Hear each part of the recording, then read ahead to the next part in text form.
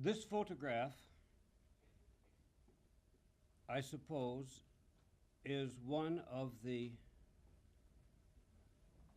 dramatic and traumatic pictures taken ever in this country, or perhaps in any other. It originally was in color. I think the black and white is perhaps better because it makes the face sound as if you heard it, and because the texture of the skin comes in the black and white to look like stone instead only of flesh. And I propose to read a poem which relates to this photograph, which I had not seen until one morning a year and a half ago. I went to have breakfast with a man named Sidney Poitier, who showed me the photograph. And he had been at the funeral for Martin Luther King, and he sat just behind and a little to the right.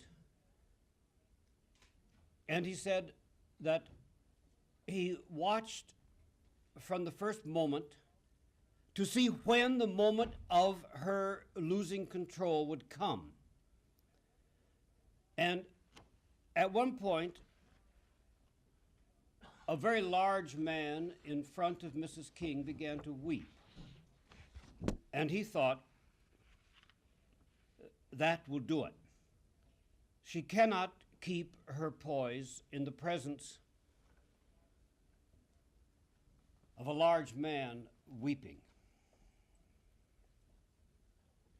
And she did. And it seemed to me that this was one of the remarkable and dramatic and moving moments in a very dirty century. And the problem for the poet when he is confronted with a moment like that is, what kind of language is available, and what kind of language is adequate, and what kind of attitude is really bearable. So for the days following that occasion, I wrote in public places. This poem was written in meetings with 40 people in the room talking, and I must admit I did a certain amount of talking. And the final piece was written, I'm proud to say, in the guest room of a girls' college. This is one of the most soothing places available to the poet. Before I read it, I would like to say that this series has been all through the autumn a sequence of young, living poets reading. In the light of that fact, it is extremely kind, if not actually supernatural, of the people in charge to invite me.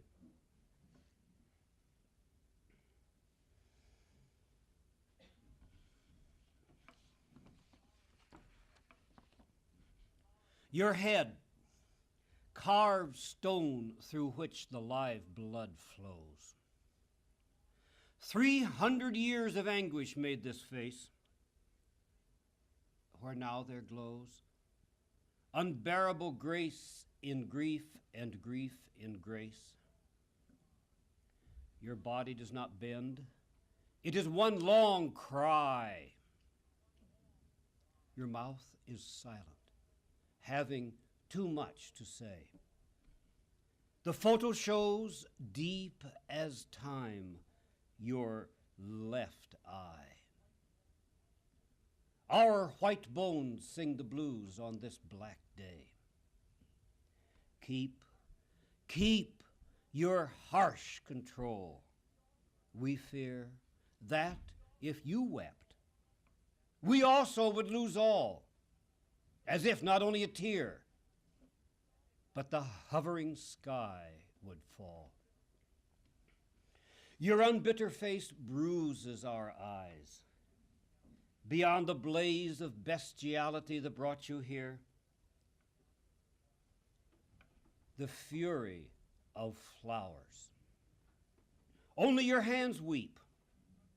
Fighting his grief, we see in front of you suddenly a tall man cries. We suffer the live wound of these hours.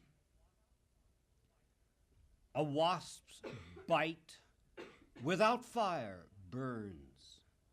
Today, a tree branch rattles the wind's teeth. We vomit the word progress when the country yearns back toward the caveman's hide in the brute beneath. You dignify this too degraded day. We do not deserve your face with its assurance that you bless us in this moment when we may endure the terrible power of your endurance.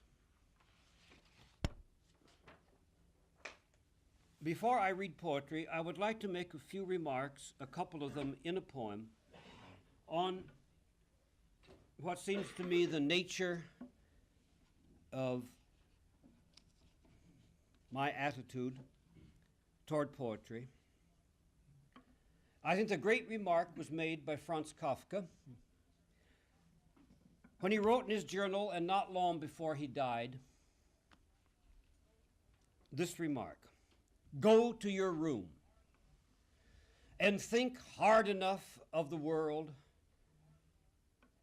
and it will spin in ecstasy at your feet. The next remark was made by John Keats. He was in love with a young girl named Fanny Brown. Her mother wouldn't let her daughter marry Keats. He was, after all, a Cockney. He spoke with that East London accent which calls a nail a Nile and drops its H's. He lived in absolute poverty. He never had a job. He wrote poetry, and he was dying of tuberculosis. And I suppose that if you are a cautious mother, that looks like a bad risk. When Keats went away to Italy to do what so many Englishmen did in the 18th century and in much of the 19th, that is to say, to go there to get their health back, but instead to die. The Protestant cemetery outside of Rome is crammed with the bodies of Englishmen who went to Italy to recover. Fanny gave him a package not to be opened until the ship had sailed. So when the ship sailed, it was like Keats's life. Even the ship had bad luck. This little red-haired fighter, which Keats was, loved by every man or woman who ever knew him, the ship was blown back into the English coast from Southampton to Lulworth Cove, which was one of the great sites where the British built the bonfires ready for the Napoleonic invasion. But he opened it finally, and he wrote her from Naples. And he said, "My dear Fanny, I could not wear the cap you made for me because its crimson lining scalds my head." And it seems to me that for a man to say, not because it reminds me of you, not because its color, that deep red, is the color of my love for you, but to say it scalds my head, is the intention of poetry. Valéry, who I suppose was the great theoretician of poetry in the 20th century, said, poetry is a suspicion of a diamond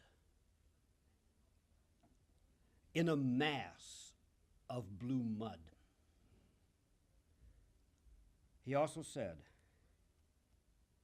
the poet's brain is a sea bottom where endless ships repose.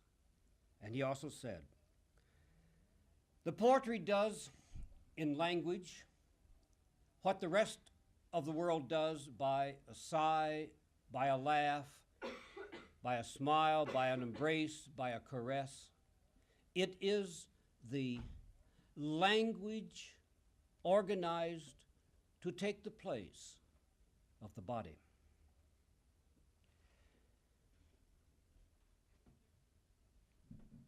Emily Dickinson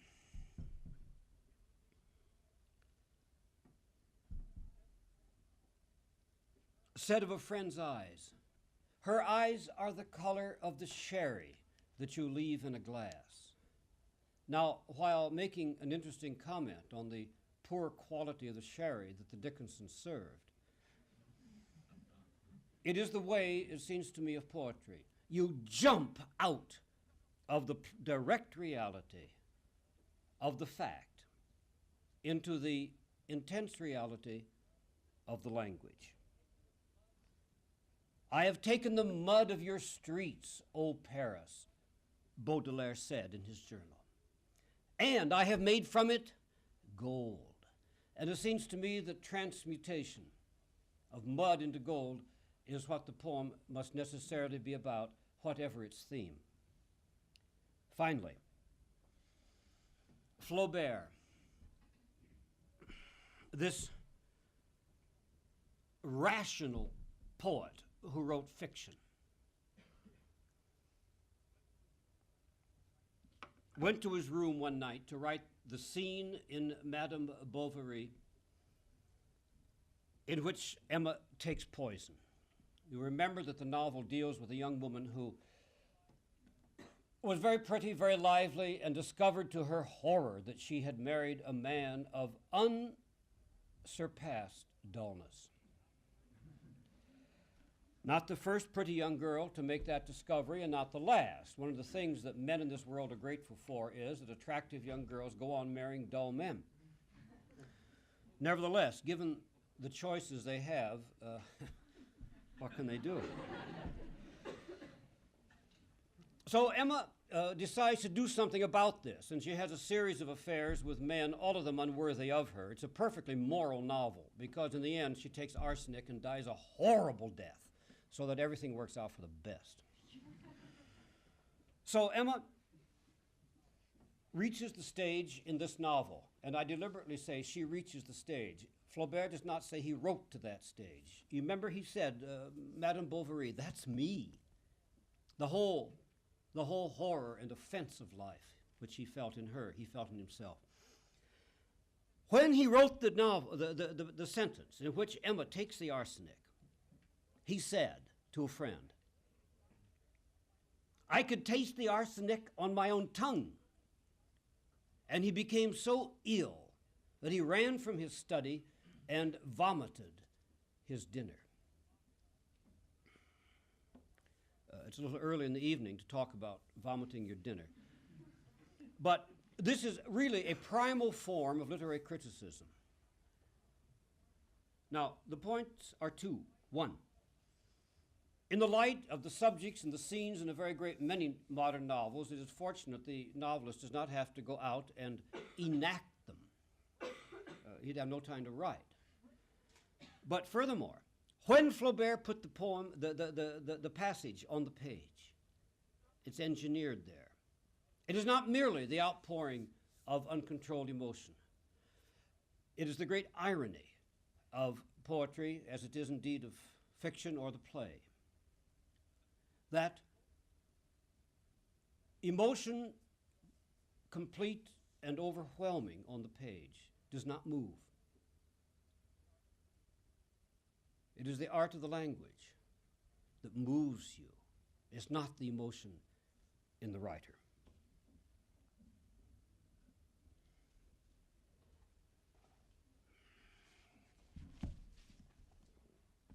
Do not be alarmed by the height of this pile of books. They represent simply a misspent life, and only tiny bits of them will be read. Following on these prose observations about poetry, I want to read two kinds of poems on two attitudes in poetry toward the art of poetry. The first was written about William Carlos Williams. I must remind you that he was the only poet in history who ever delivered 3,000 babies. He's one of the few poets who was actually a medical doctor. There were a few others. But Williams specialized in the child. And I think this is important for the poetry that he wrote, because it is a childlike poetry of intellectual sophistication. This was written on the occasion of his 75th birthday. By then, his hands were trembling. By then, he'd had his second heart attack. By then, he was, in a sense, a weak man from whom issued, when you were in his presence, an almost frightening strength. He had trouble lifting a single piece of paper. But when he lifted it, it was as if he were picking up the earth itself.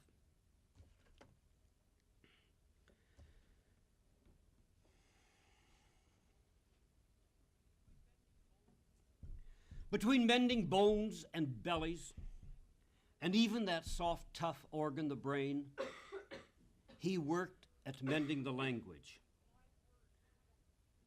The live words jump and quiver in the common air. Bill Williams is a man devoted to the human race. Excuse my interrupting. The poem was written while he was still alive, so everything is present tense.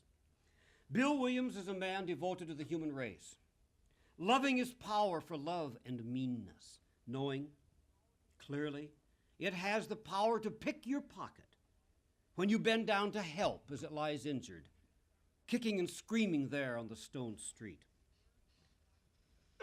He learned by diving into the dark pool of life, as a boy into the pool under the Passaic Falls. Of life, he accepted the whole dirt and the delight of it. The lure of libraries calling men to their safe and feminine caves has never gentled him. Like a man wading a rapid river to keep his footing, he keeps moving. He has walked the streets of a named city, feeling the concrete hard under his leather shoe.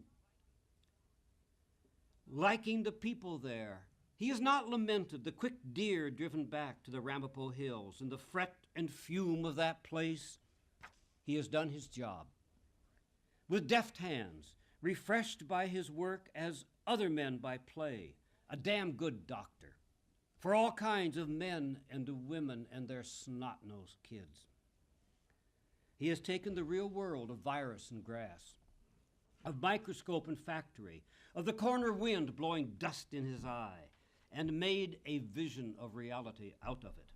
From artless things that simply stand up hard in the ravaging daylight, in all of their blunt thingness, he has made a hard and honest art. It wasn't English porridge you wanted for breakfast, but Quaker oats made in Cedar Rapids, Iowa, with a picture of Ben Franklin big on the box. Like the antibiotics he learned to use, his poems heal and are healthy. He is still good for a laugh, driving his wit like a new nail between anxiety and despair. He still wants to know men and women so closely he can look into the whites of their eyes and catch the flicker of health or illness there, and find their individual smells with his curious nose. No vagueness for him as doctor, no vagueness for him as poet, always the bright particulars as a doctor works, with a definite fever, bone fear. No universals for him, only that precise thing. Not the general color of red, but that exact geranium in his tin can, rusted and red. He lays his hands on the body of this world, punching the pain, finding the cold dread and the warm desire, the hungry tissue and the voluptuous gland, the mixed up rapture, reek, and the wonder of it. He writes what he sees, the poet of what is there. Nothing to be concealed, neither the dark blood of the internally bleeding gut, nor the white shadow of love a man and a woman cast in the hidden night. A man of this world, knowing our human hate, the wildness padding through our minds' civilized jungle, but still believing in men, women, and children, still trusting our betrayed idealisms, fond of our affections, hopeful of our hope. For him, every life is a poem, although few speak it. He has seen the haunted news in the maimed eyes of women in childbirth, and the men watching their bodies shrivel. To him, they are all important. They are people who suffer their poems instead of writing them. A poet, like a doctor, goes to the base and bone of things, under the words, under the clothes, under the skin, to find the elemental and lay it bare. Both want to know life, not as a philosopher holds ideas cold and clear in his mind as ice cubes, but to smell it, touch it, taste it, watch it breathing, hear the valved heart go beating thud, beating thud. For are they not both concerned with man in the stench of the sick room, in the defeat that crawls across the face like a dripping sore? The doctor and the poet look for the essential thing, in all its great beauty, freed for a moment, to fly guiltily around the room because it is alive. He has made a myth of a real city called Patterson. Its rock and water, its past and present, its people laughing and bawling he made from that city, the presence and sound of a man talking a live vision. It is a strange and proud thing for a place on the earth to have its own legend written in its own lifetime. Like any of us who has lived long in one town, he enjoys driving his car on the familiar streets, where he recognizes the big elms and the little dogs, the wooden houses where he has felt the forward flame and the hand go cold, and heard the child's voice strangle in the filled-up throat. He is a man at home in his own hometown. Now he wants to live in a little house in his own backyard, close to the mess and marvel of his life, where he does not have to write his poems between patients. There, like a man shaving the same scraped face, pulling his cheeks sideways, he can let the steam of his poems rise from the warm bowl of his imagination. There he can delight in the eye, colored with looking, the ear beaten and blessed with the machine roar, with the lively, pleading, bitter words yelled down the streets of his town, the kids calling each other to come on out for one more day in the loud, clear sun, to throw, to catch, crying, "Come on, Harry, run with it."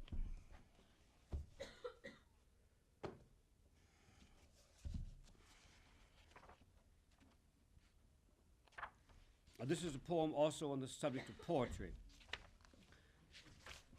which is written again out of a conviction that poetry is no separate part, like an organ of the body. It is everything all added up together and then twisted into language. It's the digestion and the lungs and the glands of internal and external secretion, whatever the word mind means, whatever the word emotion means. It's everything which is an aspect of the human experience. This is called the word and the poet.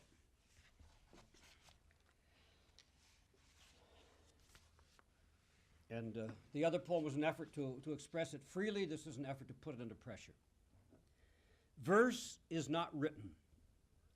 It is bled out of the poet's abstract head. Words drip the poem on the page, out of his grief, delight, and rage. Words hold his life as window glass holds sunlight it allows to pass. Beethoven, absolute of tones, lost his inner ear's fine bones. Michelangelo, whose bright eyes could shape the shapeless light, lost at last his accurate sight. Baudelaire, whose words could teach song to the birds, lost power of speech. Through nights loud with the drunkard's shrieks, evil kissed him on both cheeks. Pelican in his stinking nest bit bleeding poems from his live breast.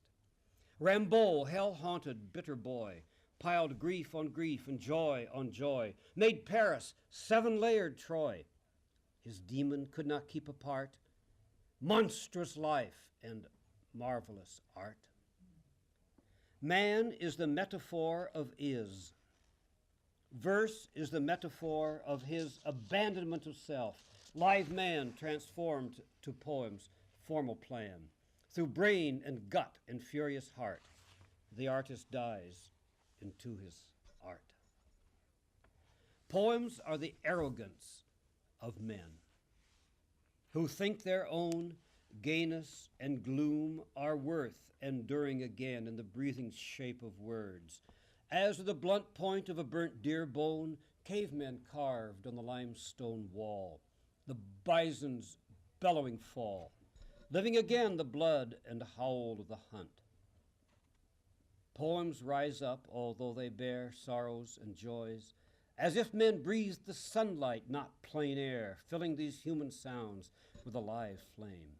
As waking boys in the first winter night watch their warm breath turn white, proud as if it spelled their glittering name. Poets, like pigs, snapped at by fields they root in, or, even more, like hoot owls haunted by the trees they hoot in, return in their own verse to their own pain. The poems that they bore in blaze of day or dark of sleep are ways by which they keep their marvelous madness in a world gone sane. Now, the final remark which I would like to make about poetry as an art is from Valéry, who said that poetry is a holiday of the mind. And it seems to me that this is the whole concentration of all of the human aspects that go into the poetry. That is to say, that it is neither the primal impulse of the nerve moving somehow out of here onto the page, nor is it the mind taking thought, that it is an extraordinary fight between these two. That it has to be a holiday, it's a celebration. It's a celebration, perhaps, of the horror, but nevertheless, it celebrates it. And so the poet is forever poised between not one precipice, but two, because he can always fall over into complete emotion, and he can always fall over into pure rational taking thought. And his whole problem is somehow, like a spark, to move, to hover between these two.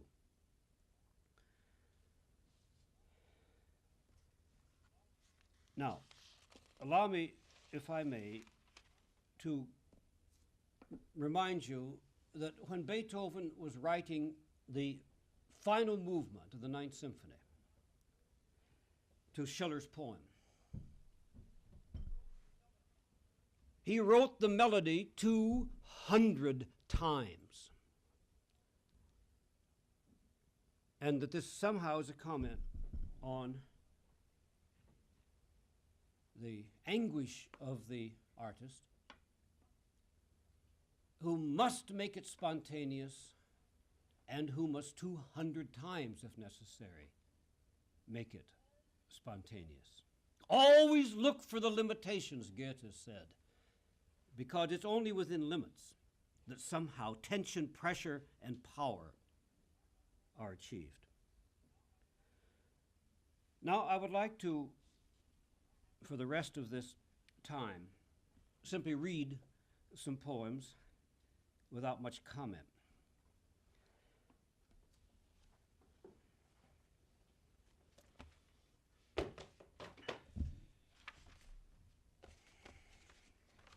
In this century in which more men, women, and children have been killed by more men than in the history of the world, I must remind you that the deaths of the 20th century by violence are greater than the total population of the world was not long ago.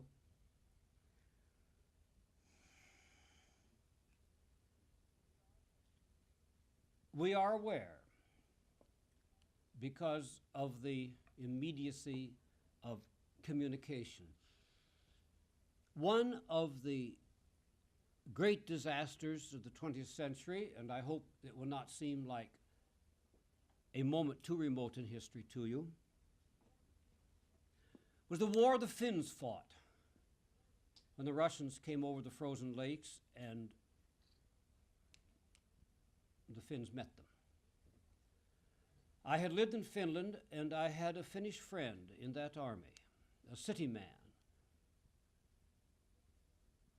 who fought the whole war, and he was most frightened of the woods, at having to sleep in the woods at night.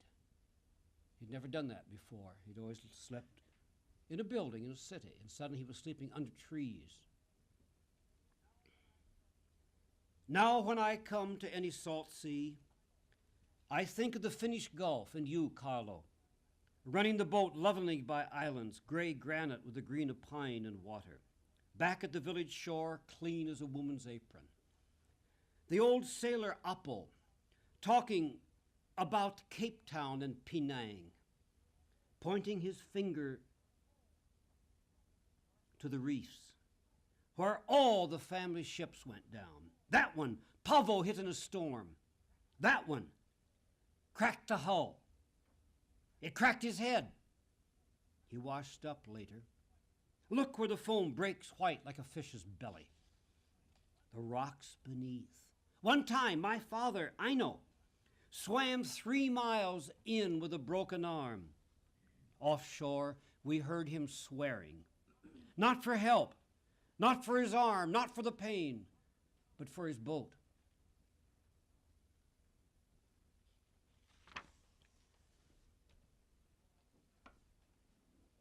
There was the fisher's widow in the log bathhouse, driving the sweat from our skins with leafy branches of birch dipped in the snow-cold water, shaking her fist in my face and yelling, "Now you'll get clean once in your life. I know your dirty American habit, a bath in a tub.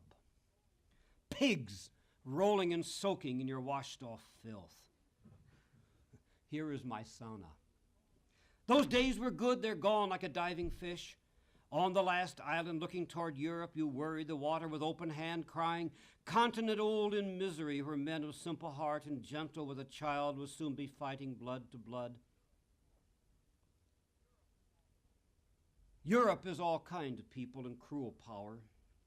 Here at this land edge given to the gulls, lies that follow the lift and fall of tides, I only know with history that nothing done by hate is worth a man's daring.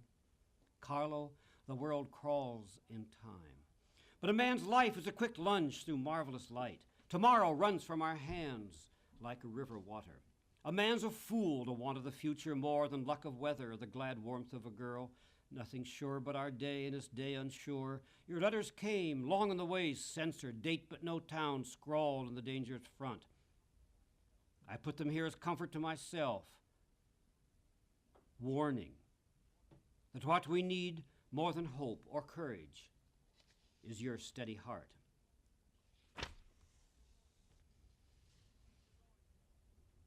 It is always war, you said in your last letter. Women and children killed in the quiet street, or in their wooden houses, wondering why. It's a strange war, made on women, the little homes all gone, the father gone, the son gone, the husband gone, the cow gone. We have lost now everything but hope. We want our life more than we want our lives. And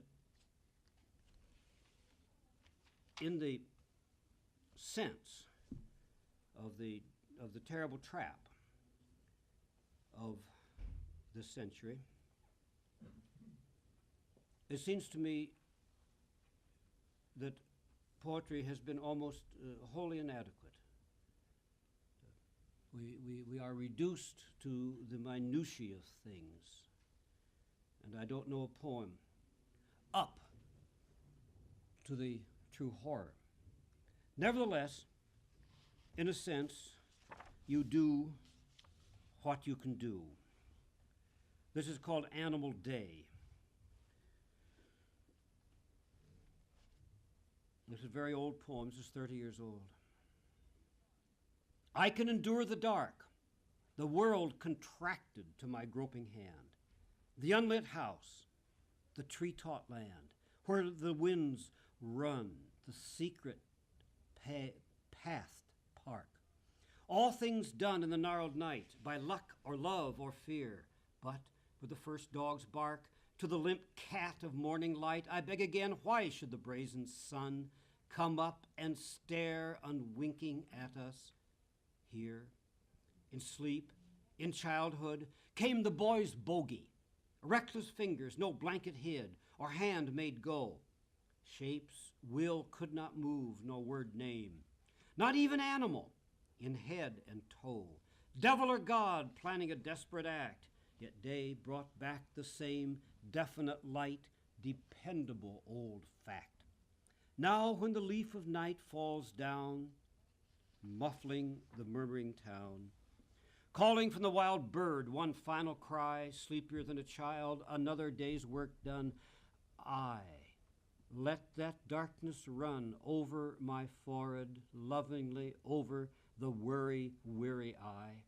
For now, the light of morning lies over water, fanged like the furious shark. This was written in England in the war.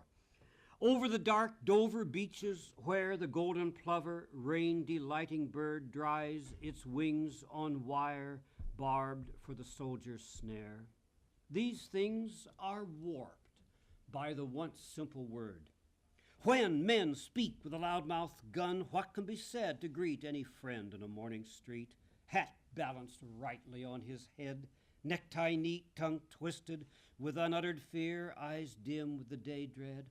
What is there now to cheer the view of the brilliant, busy afternoon, our nerves grown shy too soon, waiting to read the headline news of war?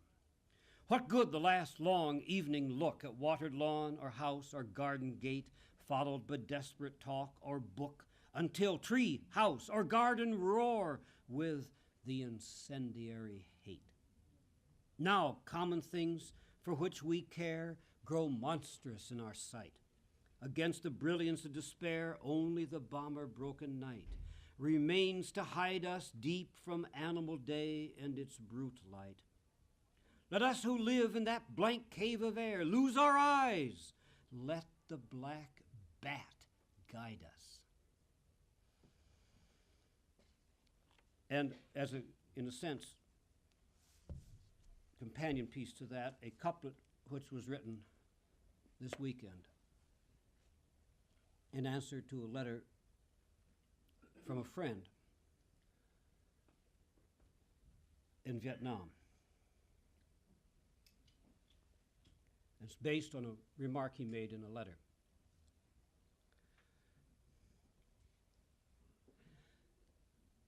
My bullet kills the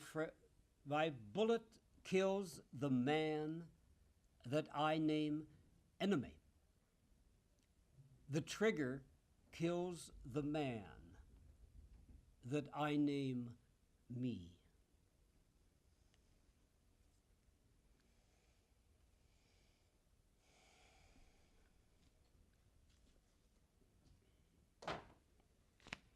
I think one of the problems the poet faces forever is very much like the painters, because although a composer has to fill time, the painter and the poet have to fill space. And one of the great remarks was made by Van Gogh, who you may remember never sold a painting. He lived on the charity of his brother Theo. He said, "You do not know how paralyzing the staring of a blank canvas is. It says to the painter, you can't do anything.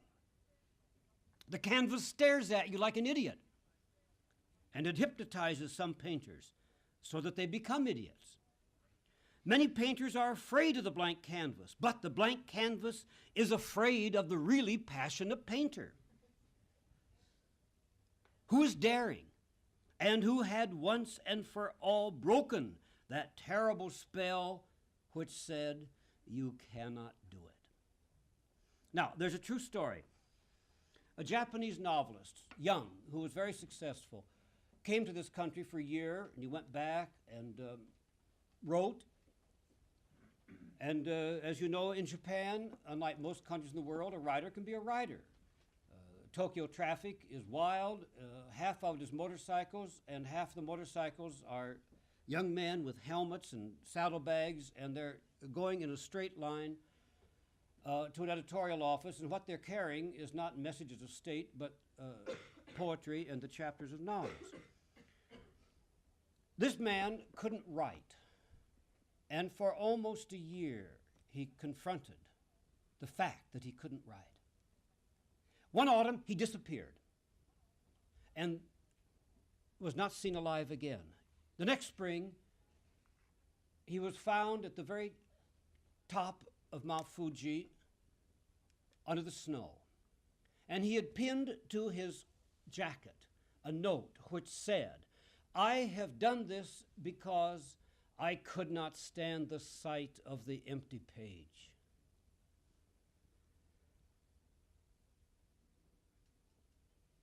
I suppose one of the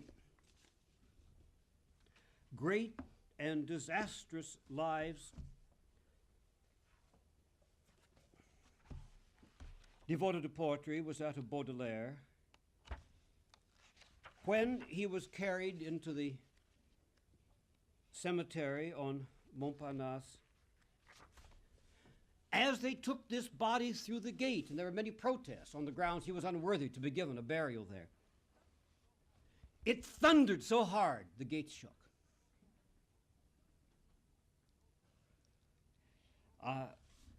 I wrote this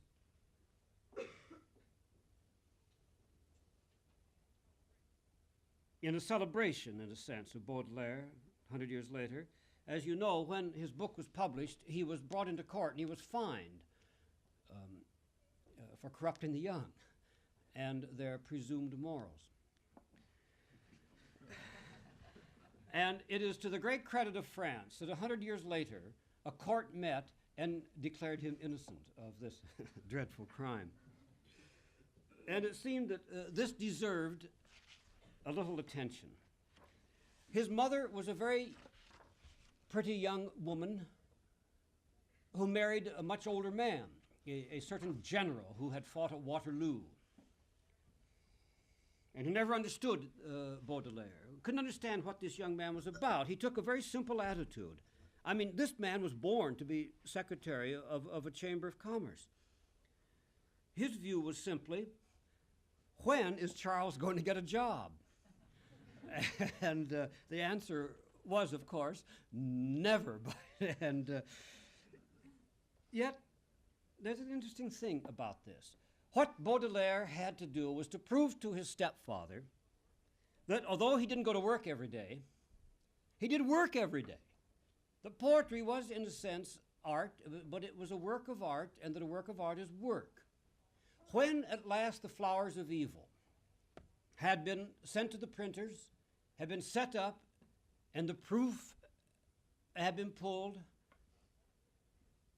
Baudelaire, desperate to prove to this military man that he really was working, nevertheless refused to let the book appear until he had spent month after month after month revising, not on the manuscript, revising on the proof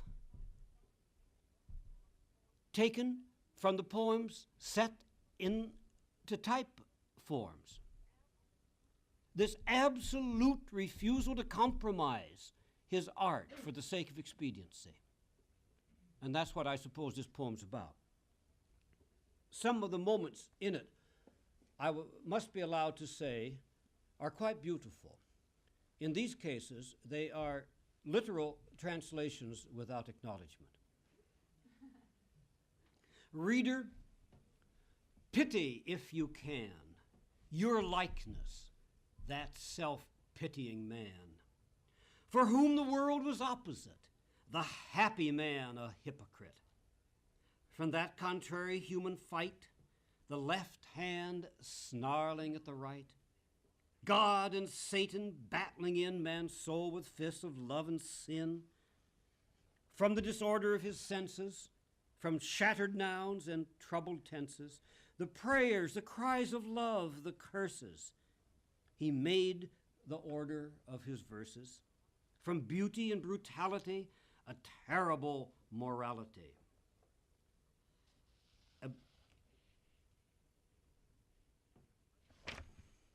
When the hearse came with its proud weight, thunder shook to celebrate the iron cemetery gate. For the gold francs that they could save, they put him in the same tight grave with Opique, strict and honorable, stepfather, hero, general, who bravely faced at Waterloo British and bayonet, who knew with expertness the expert gun, but not this dangerous mad son. Always the dream of voyage, far beyond lost island or last star, but no departure, no arrival, only a passive, dread survival. Each trip to any foreign part began and ended in the heart. Only his own self he explored, ruthless, honest, often bored, sailing the body's sensual curve, sad and navigator of the nerve. But then, one last successful trip by flowered hearse, not outbound ship. He who had always feared the void, surely then was overjoyed to find himself on solid grass, the peasant mud of Montparnasse. As his wild heart began its flight into the land beyond our sight, where all is beauty, calm, and delight, over that once ecstatic brain fell mocking and voluptuous rain.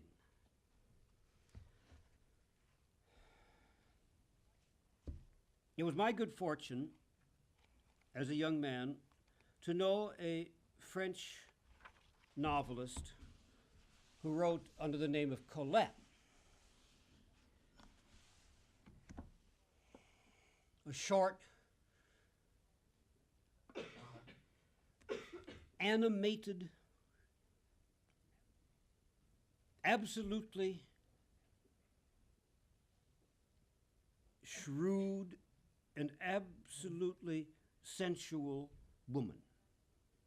She had an immense head of hair, which she shook at you when she talked, in which each strand stood up and accused the one next to it. Her head was in a perpetual turbulence of argument. And she lived in an apartment in the Palais Royal, which she kept in semi-darkness. She raised African violets, and she kept an English bulldog, whom she called Toby.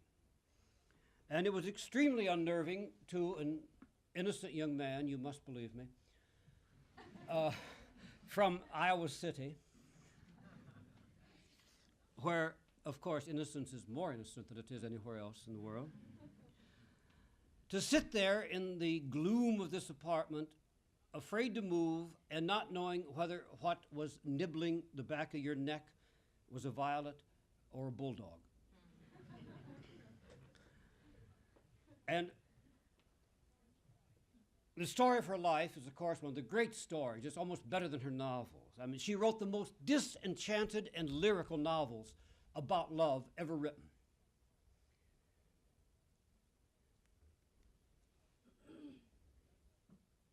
And I saw a picture of her one time in a woman's magazine, one of these slick magazines, lots of coated paper, lots of photographs, and lots of presumably sophisticated prose, whose chief purpose is to get the reader as early as it can back in the midst of those absolutely fascinating ads. And it was a note that she died, which seemed unlikely. I can't imagine Death having the courage to go up and say, look, it's time, because she'd give him an argument. And she rejected a man one time who wrote her a letter proposing marriage. Not the only one who'd done that. An older man who said, I want you to come and share my life. And she wrote back and said, I love you very much. I know what you mean. You want to take my share. And no. Terrified of moonlight as a child. This is a quote from one of her early autobiographical pieces. Terrified of moonlight as a child, ashamed as a woman of her shameless eyes, for love in them the hot daylight defiled. How could she be both passionate and wise? First marriage meant dull home, hot tea, admire the man, his tie, his cutlet like a boy. Second marriage, a burnt child going back to the same fire where it had been once burned. But with what a joy! What leads us, scratched with thorns, back to the past? We drag it, bawling like a calloused peasant, dragging a calf to the market of the present. Pain or pleasure, some things one cannot flee. Woman I was, and this at least will last, for better or worse a woman I will be. Every which way, but not frowsy hair, a face all shrewd and lively womanhood, sometimes an outraged hen with furious glare pecking at wolves in the voluptuous wood. Of men she knew, and young, the best and worst. Home gave her honor, Paris naughtiness. Wit she wore like a frock, had from the first a little weak and human haughtiness. Love was her land, as some men never rest until they cut their handholds in the dark and final slopes of deadly Everest. The mortal heart she knew like a modern city. The stinking alley, the pretentious park, where passion lurches arm in arm with pity. And then a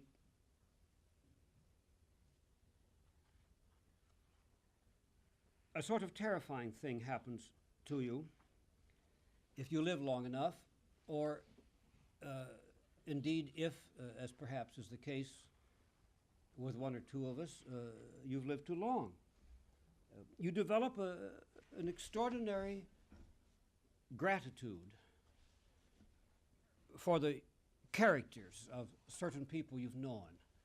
It's strange that a human being of quality not in the old-fashioned meaning, the social meaning, but a human being who stands up and says, this is what I am, and it's worth looking at. You develop an intense admiration for such people. And sometimes you run the great risk of believing that actually people are better than they are, and that they are more important than they are. Shortly after Robert Frost's wife died, a long, long dying,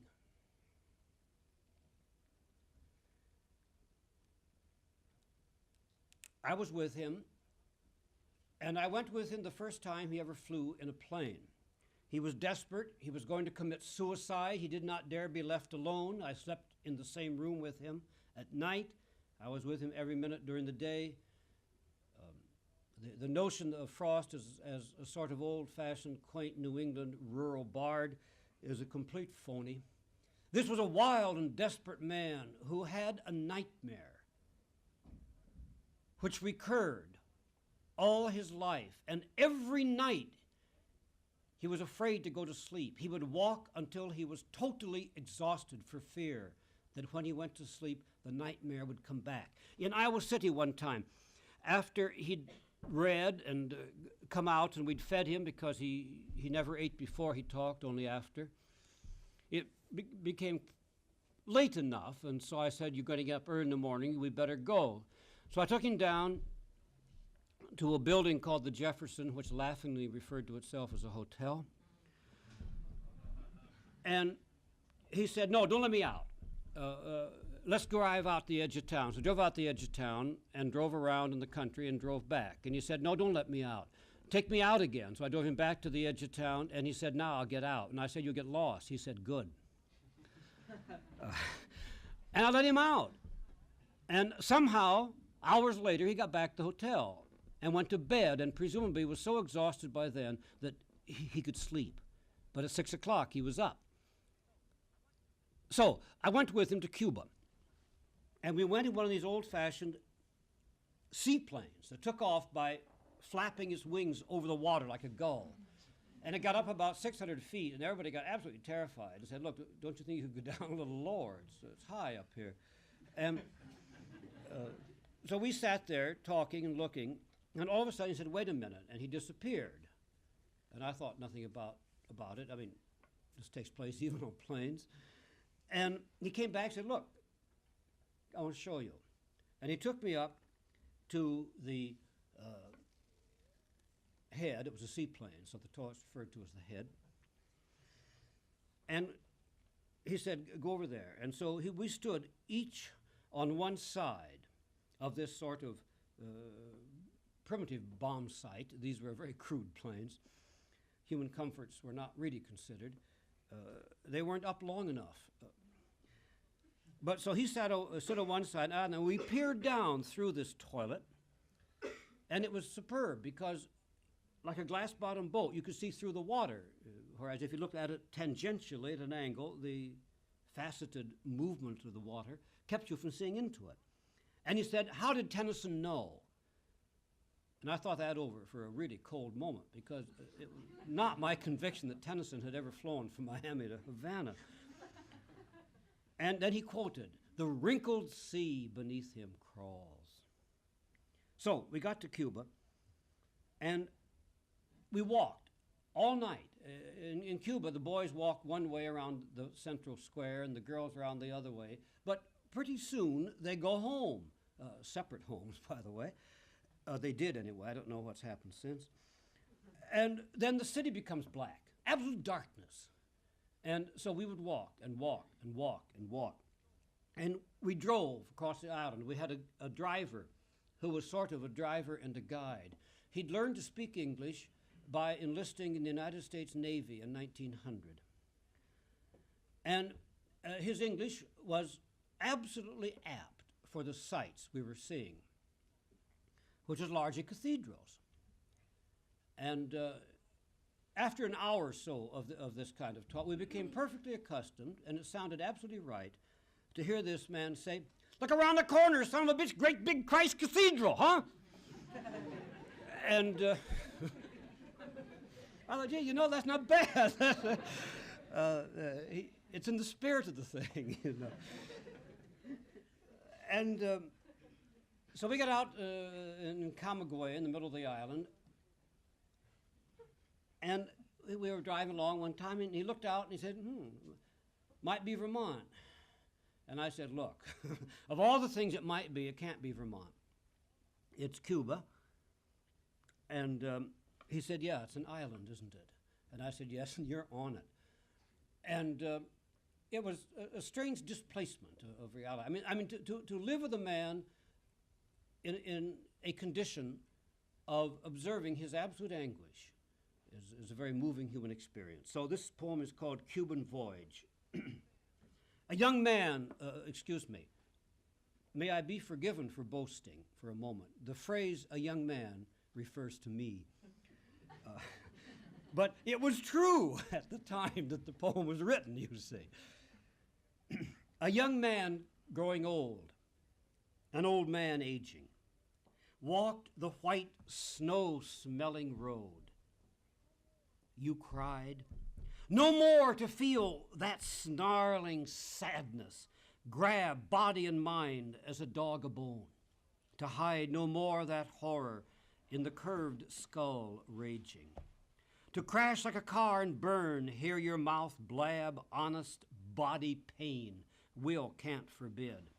No sneaking ache, not even friends can see, hope hobbling, whistling like a clubfoot kid, pride crawling blindly like the backward crab.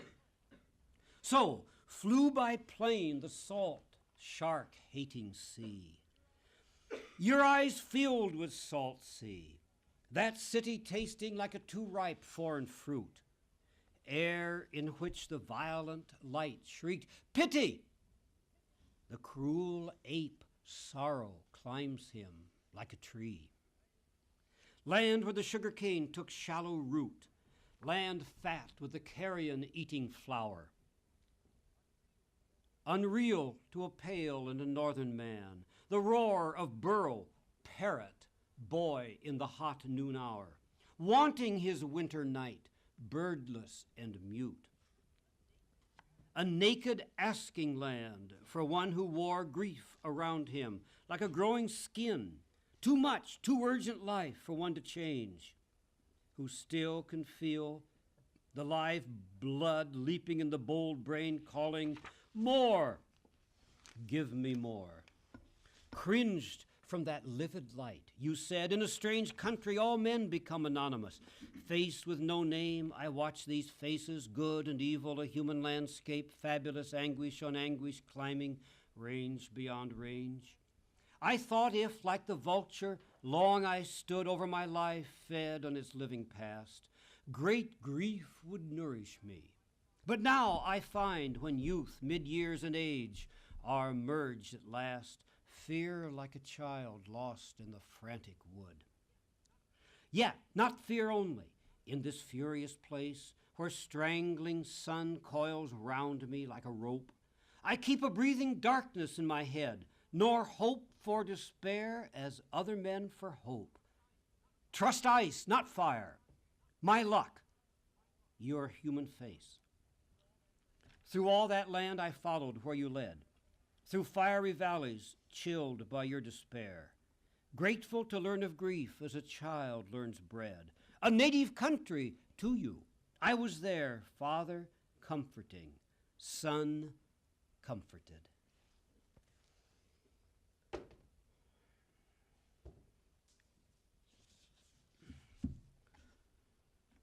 Now, a couple more.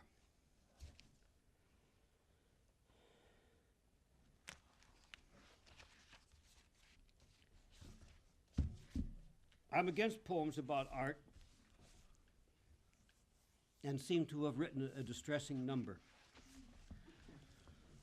In the Metropolitan Museum in New York, there is a self-portrait by Vincent van Gogh. It's small, it's a modest painting, what you'd expect of him, and it's turned slightly sideways. And you may forgive me if I remind you that in a fit of insanity one time, he did cut off one of his ears.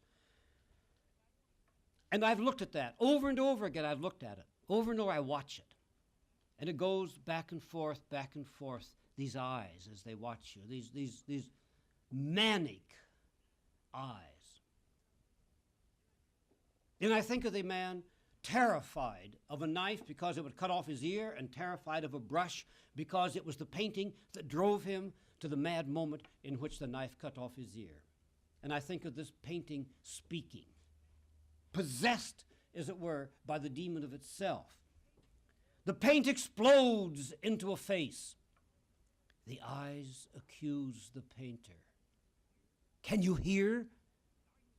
And are you mad?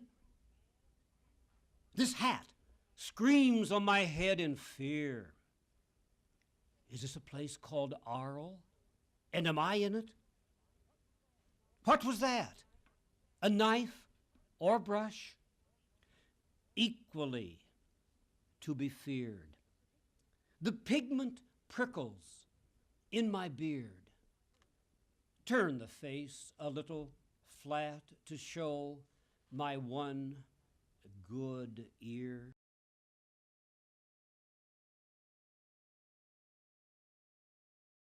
Leaving me. All day my hands hid in my pockets. They could not endure the touch of simple air.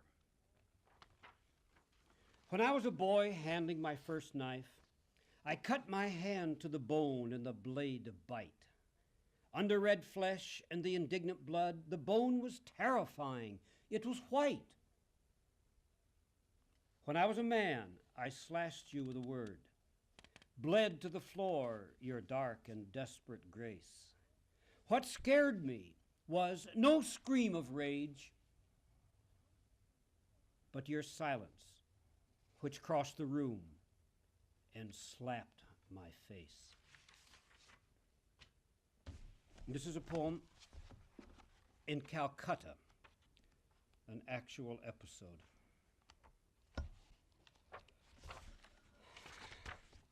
I am an American tourist in my room writing letters.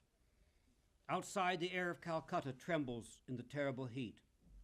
Air conditioning wraps me in cool air. I call, and the cold drinks fly in like tame birds on the bearer's hand. The wisdom of the East, I decide, drinking would be wiser if it used more American devices to give the body ease, thus freeing the mind for meditation on eternity. I sit there writing careful English, wanting to make the deliberate phrases prove that I really am here. Outside the window, screams. They go on and on, each an echo of the other in a dark, small, desperate voice. I am outraged by that rage. Who can write words hearing that wordless noise? I walk out to the street wearing indignation and a dark businessman's suit. The sound stops. A thin and hungry woman has just given her brown breast to a hungry child. Nothing of her has any fullness but that breast. In this heat, even my eyes sweat. I wrap my shame in a smile, like spit in a Kleenex. Last of all,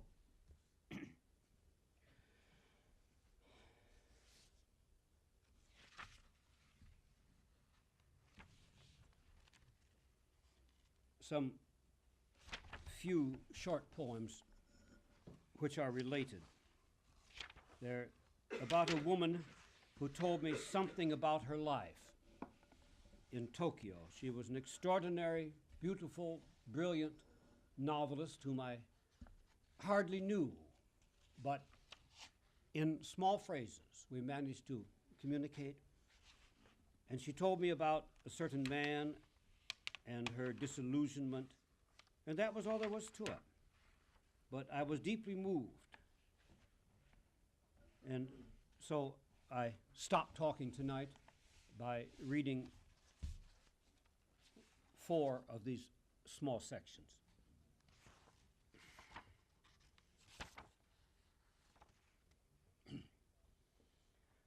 First, she sees him off on the train, assuming that they'll be back in a few days. Why does it take so many people to get each traveler started on his journey? Why all that shouted advice from men and women to a young boy whose back is straight with fright, who clutches his cheap briefcase desperately, as if it held his life, not just a clean shirt? What can I say as you leave this city and me? Shall I urge you, be good? How foolish. Like telling a fish, don't get your feet wet. Or a butterfly, look out for high places. I give you no advice, but my own name. Your hands lift toward me, and I drop it in them, like a rare fruit brought from a far country. You simply speak my name. I close my eyes, as if the sunlight spoke, and not your mouth. In the schoolyard down the street, children are yelling to be thrown the ball. They beg with open mouths like little birds. You do not speak to me in this crowded room, although my eyes beg you. Merely because I am a woman, I must not scream. I howl like a dog inside. Do you hear me? And then she discovers something about him which is shameful. She rejects him, thinks she'll never see him again, never wants to, and she walks into a room at a party in Tokyo, and there he is. And I said, what did you do? Thinking she'd say, well, I left, or I turned my back, or I just stared at him. But she made a wonderful, luminous, tiny remark. She simply said, I shook. And how do you get the shock of that, you see? Finding you unexpectedly in that room was more than a mere woman in love could stand, as if on a summer day in the dazzle of noon, one snowflake fell on my astonished hand. And then the end, and this concludes what I had to say tonight. Will you please imagine, if it is possible, that in front of you is not the apparition, which actually is here, but a Japanese lady wearing a kimono and a beautiful brocaded obi at her back, and tabi socks on her feet, and speaking in a hushed, gentle, and sweet voice instead of the clamor which you actually hear. So, I am the lady in the poem. Should I not be ashamed to lie on this brocade-covered bed, making these terrible noises out of my mouth, like a shot rabbit or a dog hit by a car? I have been this way since yesterday noon. It was precisely noon, after looking at your posed face, looking toward that other woman posing by the pond. I could do nothing but look at my foolish watch, steadily ticking as if time were important. Your face was suddenly swollen with that greedy smile you had often smeared in my eyes, as a black swan, graceful in its arrogance, will ruffle its feathers to double its dark size. A distant bell struck 12 times, telling the world my love had just drowned in the pond. Sunlight and time dripped out of my eyes. I saw you suddenly in your full nature. The tenderly tended artificial man, bones brittle as porcelain, eyes blue enamel baked in your head, your face a fan open to prove every line of the false landscape painted there. Now I weep in a woman's way, less for the loss of love than for the revolting view of your weakness, naked there in the sun, the little boy whining for one more kite. I cry, I am not ashamed.